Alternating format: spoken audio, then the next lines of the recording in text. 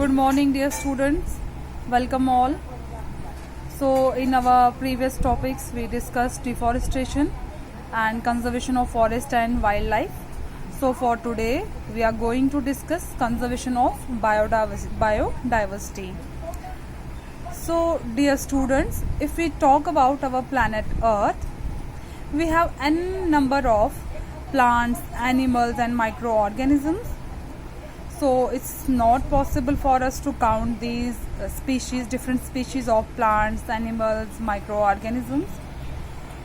So if we take example of dog has different species. So these all the organisms, microorganisms, different plants, different varieties of plants and animals, these all constitute the biodiversity. So what is the actual definition of biodiversity?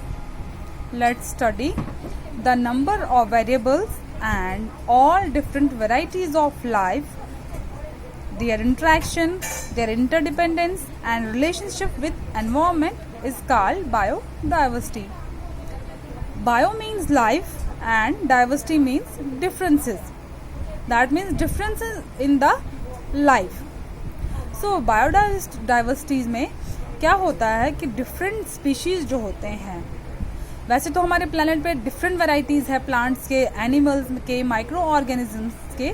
तो ये सारे जो varieties हैं ये हमारे इस माहौल में इकट्ठे रहते हैं, एक दूसरे पे डिपेंड करते हैं, क्योंकि इनका जो फूड चेन है, फूड वेब है, उससे इनका जो इंट्रैक्शन है, इंटरडिपेंडेंस से चलता रहता है और एक रिलेशनशिप बन जाता है एनवायरनमेंट के साथ. So we can study biodiversity in the simpler words, that is all kinds of life and their interactions with environment. जो भी सारी लाइफ है, जो काइंड्स है लाइफ की और उनका जो इंट्रैक्शन होता है हमारे एनवायरनमेंट के साथ, चाहे उसमें प्लांट्स है, एनिमल्स है, माइक्रो ऑर्गेनिजम्स है, ये सारे कॉन्स्टिट्यूट करते हैं biodiversity. For example all plants which is known as flora, all the animals which is known as fauna, and the microorganisms. These all the three varieties, these all the three species of flora, fauna and microorganisms, these constitute biodiversity. Okay students, so moving forward, our next topic is habitat. Habitat simply means a natural environment for a particular animal, plant, microorganism. एक जो natural माहौल मिलता है किसी भी plant को, किसी भी एनिमल को, उसे हम हैबिटेट कहते हैं. और ये सभी एनिमल्स का, सभी प्लांट्स का अपना अपना माहौल होता है. फॉर एग्जाम्पल फिश, जैसे आपने देखा होगा फिश जो है वो पानी में रहती है, ये लैंड पे नहीं रह सकती है, क्योंकि फिश का अपना एक स्पेसिफिक ऑर्गन होता है गिल्स, जो उसे पानी में रहकर ऑक्सीजन को एक्सट्रैक्ट करके उसमें रहने देता है. वैसे ही सेम पोलर बियर के साथ भी है, जो हमेशा स्नो में ही रहता है. इसे भी हम लैंड पे नहीं देख सकते हैं, क्योंकि पोलर बियर के अंदर भी कुछ ऐसे स्पेसिफिक फीचर्स होते हैं जिसकी वजह से ये स्नो में रह पाता है.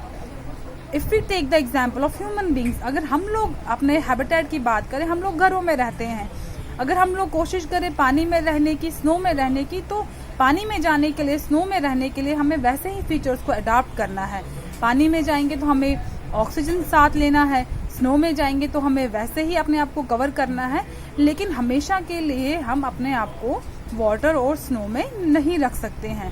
दैट मीन्स हर एक एनिमल का अपना अपना एक हैबिटेट होता है. ठीक है, जैसे लॉयन जो है जंगलों में रहता है, स्नेक जो है वो बरोज में रहता है. ठीक है, तो सभी एनिमल्स का, सभी प्लांट्स का अपना अपना एक माहौल होता है, एक नेचुरल एनवायरनमेंट होता है, नेचुरल होम होता है. ठीक है. So if we talk about India, India is a place that is rich in diversities. हमारा जो इंडिया है इसमें बहुत तरह की वैरायटीज है, डाइवर्सिटीज है, स्पीशीज है, एनिमल्स की भी और प्लांट्स की भी. ठीक है, और हमारे इंडिया जो है ये भी एक सेंटर आता है मेगा डाइवर्सिटी सेंटर में.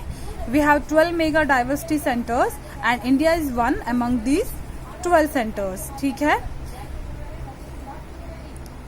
So in these diversities, we will study temperate forests, grasslands, alpine vegetation, coastal wetlands. So here I conclude my today's topic. हम कल फिर मिलते हैं अपने नए टॉपिक के साथ। तब तक आप लोग जो है इस टॉपिक को रिवाइज कीजिए, ठीक है। Thank you.